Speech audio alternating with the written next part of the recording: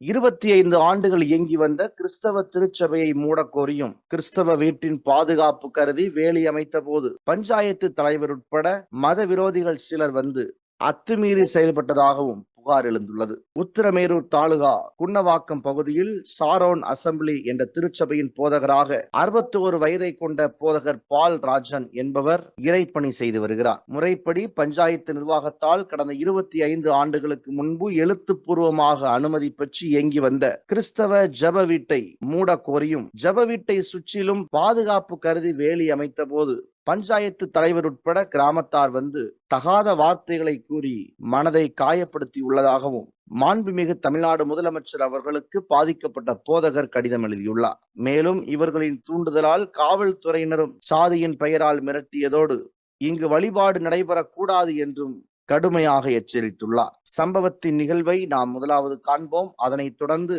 கிறிஸ்தவ முன்னணியின் நிறுவனர் வழக்கறிஞர் சரவணன் இது குறித்து நம்மோடு பேசுகிறார்.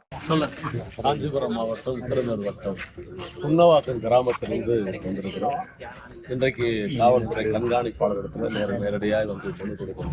காரணம், கடந்த 18ஆம் தேதி மாலை எங்களுடைய திருச்சபை குன்னவாக்கத்தில் இருக்கிற சாரோன் அசம்பிளி திருச்சபையினுடைய வழிபாடு ஆராதனை முடிந்து மாலையிலே நாங்கள் கல்தூண்கள் நட்டு முள்வேலி கம்பி அமைப்பதற்கான வேலையை நாங்கள் செய்வோம். அப்படி செய்து கொண்டிருக்கும் போது நாங்கள் தொடங்கி கொஞ்ச நேரத்தில் இந்த குன்னவாக்கம் ஊராட்சி மன்றத்தினுடைய தலைவர் திரு கிருஷ்ணமூர்த்தி அவர் காஞ்சிபுரம் மாவட்டத்தினுடைய அண்ணா திராவிட முன்னேற்ற கழகத்தினுடைய அவைத்தலைவராக இருக்கிறார். அவரோடு சேர்ந்த 4 நபர்கள் 3 நபர்கள் மொத்தம் 4 பேர், மோகன், முரளி, வெங்கப்பிள்ளை, அவரோடு ஒரு கூட்டம் பின்னால் வந்தது. இந்த 4 பேர் தான் வந்து நாங்கள் நட்டுக்கொண்டிருந்த அந்த தூண்களை உதைத்து தள்ளினார்கள். தடுக்க போன என்னை தாக்கினார்கள்.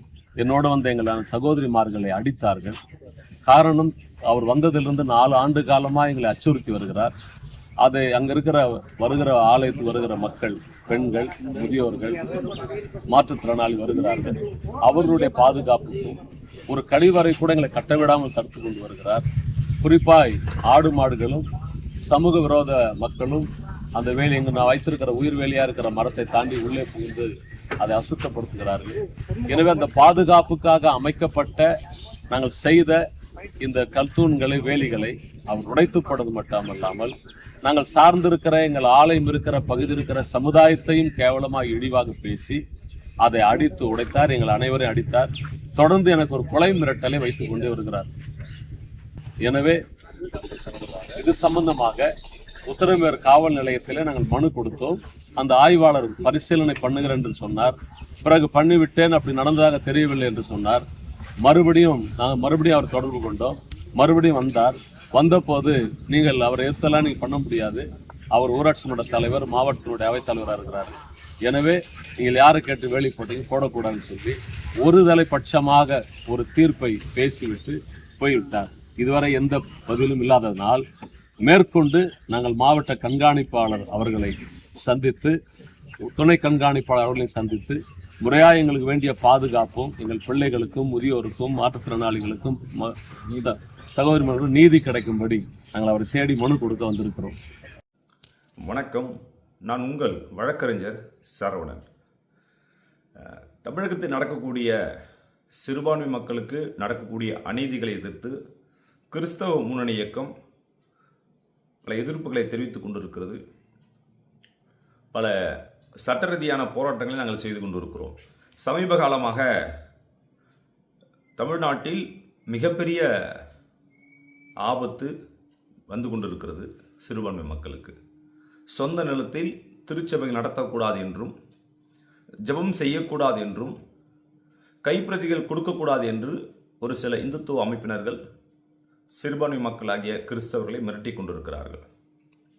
இப்பொழுதும் ஒரு மிகப்பெரிய பிரச்சனை தமிழ்நாட்டில் நடந்து கொண்டிருக்கிறது. அதுவும் காஞ்சிபுரம் மாவட்டத்தில். காஞ்சிபுரம் மாவட்டத்தில் உத்திரமேரூர் தாலுகாவில் அமைந்திருக்கக்கூடிய குன்னவாக்கம் என்ற கிராமத்தில் மதிப்புக்குரிய போதகர் பால்ராஜ், அவருடைய வயது 61 வயதாகிறது. சுமார் கிட்டத்தட்ட 25 ஆண்டுகள் ஒரு ஜெப வீடை நடத்தி வருகிறார். அந்த இடத்தை ஊர் மக்கள் தீர்மானம் போட்டு பஞ்சாயத்து தலைவர் அவர்கள் அந்த இடத்தை கொடுக்கிறார்கள். கிட்டத்தட்ட 15 சென்ட் நிலத்தை. அதன் பிறகு 2005ஆம் ஆண்டு 2006ஆம் ஆண்டு மீண்டும் ஒரு தீர்மானம் அமைத்து இந்த நிலத்தை திருச்சபைக்காக ஜெப நடத்த நீங்கள் எடுத்துக்கொள்கின்ற அவர் சொல்கிறார்கள். அந்த நபரும் சுமார் 25 ஆண்டுகளாக ஜெப நடத்தி வருகிறார். 60க்கும் மேற்பட்ட குடும்பங்கள் அங்கே வந்து கொண்டிருக்கிறார்கள். எத்தனை ஆண்டு காலம் எந்த பிரச்சனையும் இல்லாமல் சமாதானமாக அமைதியாக மக்களோடு இணக்கமாக நல்ல சகோதரத்துவ அன்போடு சாதி மதம் இனம் மொழி எந்த பேதம் இல்லாமல் ஒரு தாய் பிள்ளைகள் போல ஒற்றுமையாக வாழ்ந்து கொண்டு வந்திருக்கிறார்கள் 25 ஆண்டுகளாக. இப்பொழுது அந்த கிராமத்தில் 2022இல் பஞ்சாயத்து தலைவராக வந்திருக்கக்கூடிய மதிப்புக்குரிய அதிமுகவின் காஞ்சிபுரம் மாவட்ட அவைத்தலைவர் கிருஷ்ணமூர்த்தி என்பவர், அவர் மாற்று சமூகத்தை சேர்ந்தவர் என்பதால் இந்த போதகரை சாதி பெயரை சொல்லி திட்டி அடித்தும் இருக்கிறார். இவர் எப்பொழுது பொறுப்பேற்றாரோ அதிலிருந்து அந்த ஜெப வீட்டிற்கு மிகப்பெரிய அச்சுறுத்தல் நடந்து கொண்டிருக்கிறது. அடியாட்களை கொண்டு அவரை மிரட்டுவதும் பெண்களை அடிப்பதும் அசிங்கமாக பேசுவதும் நடந்து கொண்டிருக்கிறார்கள். சமீப காலமாக அவருடைய அந்த ஜெப வீட்டை சுற்றி வேலி அமைக்கும் பொழுது அந்த பஞ்சாயத்து தலைவரும் அவருடன் சேர்ந்த ஒரு சில இந்துத்துவ அமைப்பினர்களும் அடியாட்களை கொண்டு வந்து வேலி அமைத்ததை அடித்து உடைத்து இருக்கிறார்கள். போதகரை மிரட்டி இருக்கிறார்கள். அந்த போதகர் அதை வீடியோ எடுக்கும் பொழுது அந்த பஞ்சாயத்து தலைவரான கிருஷ்ணமூர்த்தி என்பவர் அவரை அடித்திருக்கிறார். அவர் கழிப்பறை கட்டலாம் என்று எண்ணும் பொழுது கழிப்பறை கட்டக்கூடாது, சாதி பெயரை சொல்லி உங்களுக்கெல்லாம் கழிப்பறை தேவையா என்று சொல்லி அவரை அசிங்கமாக பேசியிருக்கிறார். இந்த சாதியில் பிறந்தது அவர் குற்றமா, இல்லை சாதி பெயரை சொல்லுகிற அளவுக்கு தைரியம் இருக்குது, அது யார் மேல் குற்றம் என்ற கேள்வி எங்களுக்கு எழும்புகிறது. இந்த காலத்தில் யார் சாதி பார்க்கிறார் என்ற கேள்வி அனைவர் கேட்கிறார்கள். ஆனால் இன்றைக்கு நான் சொல்லுகிறேன், பல இடங்களில் சாதி அடிப்படையில் கொடுமை நடக்கிறது, சாதி அடிப்படையில் கொலை நடக்கிறது, ஆணவ கொலை நடந்து கொண்டுதான் இருக்கிறது என்பதை நீங்கள் இந்த மக்கள் புரிந்து கொள்ள வேண்டும். இது சம்பந்தமாக பால்ராஜ் என்பவர் காவல் நிலையத்தில், உத்தரமேரூர் காவல் நிலையத்தில் ஜெயவேல் என்று சொல்லக்கூடிய காவல் ஆய்வாளர் இன்ஸ்பெக்டர் அவர்கள் புகார் கொடுத்திருக்கிறார். அந்த காவல் ஆய்வாளர் அவர்கள் ஒருதலைபட்சமாக விசாரித்திருக்கிறார். நீ ஏன் ஜெபம் நடத்துற? அவரும் ஒரு சில கெட்ட வார்த்தைகளை பேசி சாதி பெயரை சொல்லி அவரை திட்டிருக்கிறார்கள். அவர் மனம் உடைந்து போயிருக்கிறார். வாழ முடியாத ஒரு நிலைமை காணப்படுகிறது. இதனால் இப்படி சாதி அடிப்படையில் மதத்தின் அடிப்படையில் கொடுமை செய்த, அச்சுறுத்தின, அசிங்கமாக பேசின, அடித்த பஞ்சாயத்து தலைவர் கிருஷ்ணமூர்த்தி அவர்கள் மீதும் அவருடன் வந்த ஒரு சில நபர்கள் மீதும் முரளி ஒரு சில நபர்கள் மீதும் காவல்துறை நடவடிக்கை எடுக்க வேண்டும். அவர் மீது வழக்கு பதிவு செய்ய வேண்டும். இப்படிப்பட்ட நபர்கள் மீது இரும்பு கரம் கொண்டு ஒடுக்க வேண்டும்.